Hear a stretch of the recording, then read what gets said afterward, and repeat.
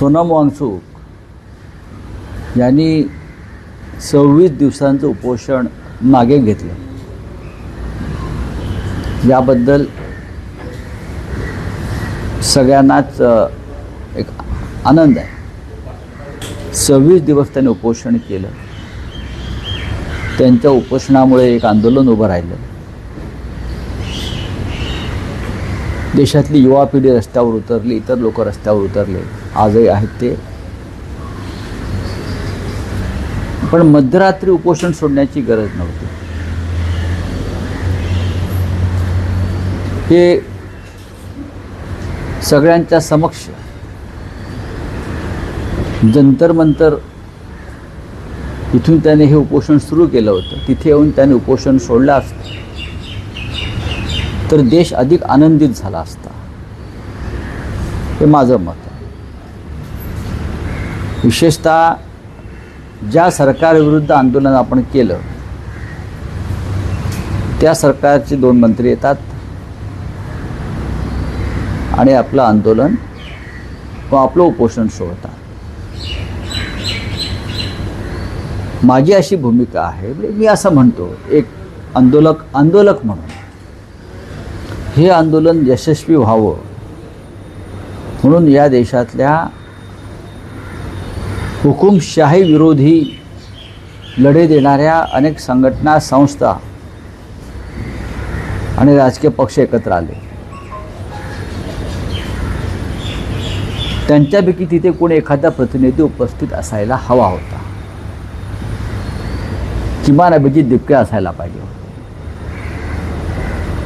किमान या देशाचे विरोधी पक्षनेते असायला पाहिजे होते. हे आंदोलन देशाचं होतं. सरकारने कोणत्या मागण्या मान्य केल्या याच्याविषयी अजूनही संभ्रम आहे. जी मूळ मागणी होती ती मूळ मागणी निष्क्रिय आणि भ्रष्ट शिक्षण मंत्री या देशाचे धर्मेंद्र प्रधान यांचा राजीनामा घेतल्याशिवाय आंदोलन संपणार नाही, उपोषण संपणार नाही, ही आमच्या सगळ्यांची जिद्द होती. त्या मागणीचं काय झालं हे देशाला सांगावं लागेल. धर्मेंद्र प्रधान यांना का वाचवलं जात आहे आणि धर्मेंद्र प्रधान जर वाचवले जाणार असतील तर सोनम वांगचूक यांचं 26 दिवसाचं उपोषण काय कामाचं. सोनम वांगचूक यांनी उपोषण जर सोडायचं होतं तर एका अत्यंत जखमी झालेल्या पोलिसांच्या लाठी हल्ल्यात त्या मुलीकडून, त्या कार्यकर्त्याकडून त्यांनी ते उपोषण सोडायला पाहिजे. त्यांनी उपोषण सोडायचं का नाही हा निर्णय सरकार घेऊ शकत नाही. हा निर्णय लाखो आंदोलकांपैकी कोणीतरी एकानं घ्यायला पाहिजे होता, असं एकंदरीत जनभावना मला दिसते. खूप लोक होते ज्यांच्या हातून उपोषण सोडता आलं असतं. अनेक मुलींनी, अनेक तरुणांनी तिथं आपलं रक्त सांडलं आहे, डोके फोडून घेतलेले आहेत.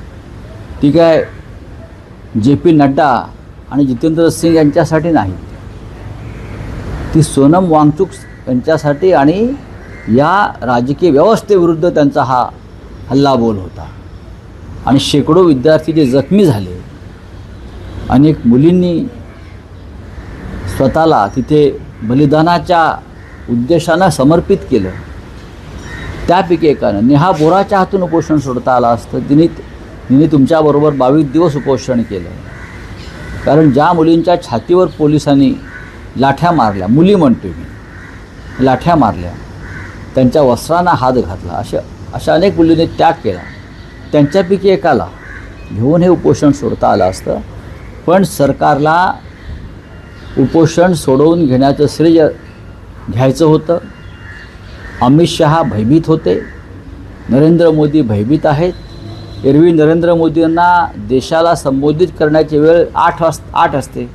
काल रात्री 12 वाजता मोदी समाज माध्यमावरती आले. म्हणजे 8 पासून 12 वाजेपर्यंत ते भयभीत अवस्थेत होते.